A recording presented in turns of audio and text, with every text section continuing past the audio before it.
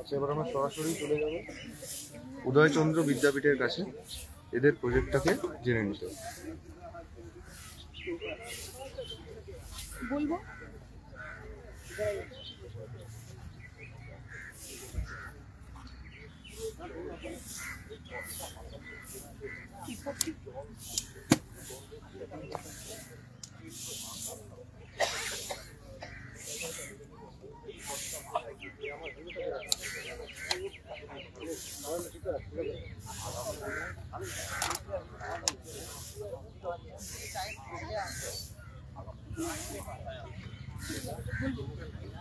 নমস্কার, আমরা উদয়চন্দ্র বিদ্যাপীঠ থেকে এসেছি। আজকে আমাদের এই প্রজেক্টের মূল থিম বা বিষয় হচ্ছে স্টাবল বার্নিং বা খড় পোড়ানো। তো স্টাবল বার্নিং এর ফলে প্রকৃতিতে কি কি ক্ষতিকর প্রভাব পড়তে পারে সেগুলো তুলে ধরা, লোককে সচেতন করা, পাশাপাশি এর প্রতিকার সম্পর্কে আজকে আমরা আলোচনা করব। আমরা আমাদের এই প্রজেক্টে কোনো রকম থার্মোকল বা কোনো প্লাস্টিক আমরা ব্যবহার করি।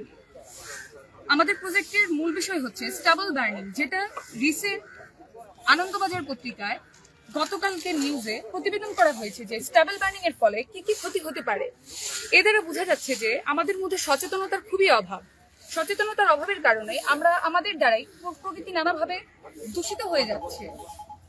স্টাবল বার্নিং বলতে আমরা যেটা বুঝি, ভারতের গ্রাম অঞ্চলে ফসল কাটার পর এর থেকে শস্য সংগ্রহের পর উচ্ছিষ্ট খড়গুলিকে শস্য ক্ষেতের মাঝে পুড়িয়ে দেওয়ার আদিম পদ্ধতিকে বলা হয় স্টাবল বার্নিং বা খড় পোড়ানো, যাকে স্থানীয় ভাষায় বলা হয়ে থাকে ন্যাড়া পোড়ানো। এর কুপ্রভাব সুদূর প্রসারী। এটি একাধারে যেমন মাটিকে দূষণ করে তেমনি বায়ুকে দূষণ করে থাকে। এর প্রভাবে আমরা এখানে দেখতে পাচ্ছি যে এর প্রভাবে বায়ু দূষণ কিভাবে হয়। আগুন থেকে পরিবাহী বজ্রের ভাসমান থ্রেড বৈদ্যুতিক তার ও যন্ত্রের ক্ষতি করে। এই আগুন থেকে নির্গত পার্টিকুলেট ম্যাটার কার্বন মনোঅক্সাইড, নাইট্রোজেনের অক্সাইড ও উদয়ী জৈব বায়ুকে দূষিত করে। Central pollution control board air quality index এখানে দেয়া আছে যে বায়ুতে কি পরিমাণ ধুলোর কণা থাকা উচিত, যেটা বায়ুকে ভালো রাখছে। এছাড়া আমরা এখানে দেখতে পাচ্ছি মৃত্তিকা দূষণ। দীর্ঘায়িত খড় পোড়ানোর ফলে মাটির নিচে থাকা মাইক্রোফ্লোরা ও অন্যান্য প্রাণী জগৎ হত্যা করে। মৃত্তিকার আর্দ্রতা স্থায়ীভাবে হ্রাস পায় তথা ম্যাক্রোনিউট্রিয়েন্ট তথা নাইট্রোজেন, ফসফরাস, পটাশিয়ামের ভারসাম্য নষ্ট করে। মাটিতে খড় পোড়ালে তার থেকে প্রাপ্ত ছাই মাটির প্রবেশত্বকে নষ্ট করে।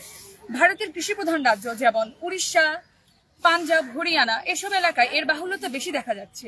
সেখানকার কৃষকদের ভাষ্য মতে খড় পোড়ালে এর থেকে প্রাপ্ত ছাই মাটির উর্বরতাকে বৃদ্ধি করে। কিন্তু কৃষি বিশ্ববিদ্যালয়ের অধ্যাপকরা গবেষণা করে জেনেছেন যে খড় পোড়ালে যে ছাই উৎপন্ন হয় তা তো মাটিরকে উর্বর করেই না, বরং সেটা মাটির প্রবেশত্বকে নষ্ট করে এবং মাটির গুণগত মানকে স্থায়ীভাবে নষ্ট করে দেয়। যে সমস্ত কৃষকরা স্টাবল বার্নিং এর সাথে যুক্ত থাকে তাদের ক্ষেত্রে দেখা যায় তারা বিভিন্ন ধরনের শ্বাসকষ্টজনিত সমস্যায় ভুগে। এছাড়াও আমরা এখানে একটু আগে দেখলাম যে বায়ুতে কার্বন মনোঅক্সাইড মিশে ক্যান্সার সৃষ্টির মতো রোগ সৃষ্টি করতে পারে। এর দ্বারা দেখা যাচ্ছে যে আমাদের এর দ্বারা কোনো উপকারী হচ্ছে না। এখানে আমরা সম্ভাব্য সমাধান দেখতে পাচ্ছি উচ্ছিষ্ট খড়গুলোকে না পুড়িয়ে কম্পোস্টিং প্রক্রিয়াকরণের মাধ্যমে সার হিসেবে ব্যবহার করা যেতে পারে। খড়গুলোকে পুনর্নবীকরণ বা রিসাইক্লিং এর মাধ্যমে বজ্রের পরিমাণ কমানো যেতে পারে।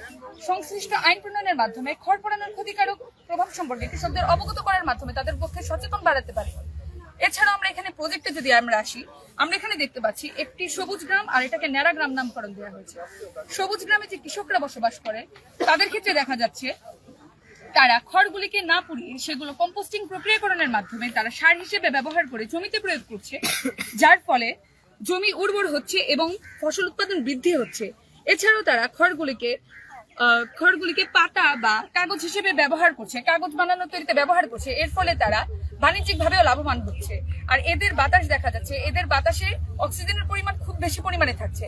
অপরদিকে যদি আমরা ন্যাড়া গ্রামের দিকে লক্ষ্য করি, এই গ্রামের লোকরা কি করছে, এই গ্রামের কৃষকরা খড়গুলোকে পুড়িয়ে দিচ্ছে, যার ফলে এখানে ছাই উৎপন্ন হচ্ছে, যেটা বাতাসের সাথে মিশে বাতাসের স্নিগ্ধতাকে নষ্ট করছে। এছাড়াও মাটির প্রবেশত্বকে নষ্ট করছে, বৃষ্টির জলটাকে মাটিতে প্রবেশ করতে দিচ্ছে না। এর ফলে দেখা যাচ্ছে এই গ্রামে বসবাসরত যত মানুষ আছে তাদের সকলেরই শ্বাসকষ্টজনিত রোগ দেখা দিচ্ছে এবং তাদের ক্যান্সার হওয়ার ঝুঁকি অনেকটাই বৃদ্ধি পাচ্ছে। তো আমাদের এই প্রজেক্টের মূল বিষয় ছিল লোকের মধ্যে সচেতনতা সৃষ্টি করা, লোকেকে বোঝানো যে আমরা যাতে কোনোভাবে বায়ু দূষণটা না করি বা খড় পুড়িয়ে যাতে আমরা মৃত্তিকা দূষণ বা বায়ু দূষণ থেকে বিরত থাকি। নমস্কার।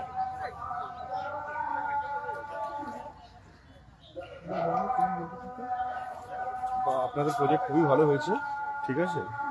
দারুণ। এবার আমরা সরাসরি চলে যাব পরের প্রজেক্টের কাছে, যেটা হচ্ছে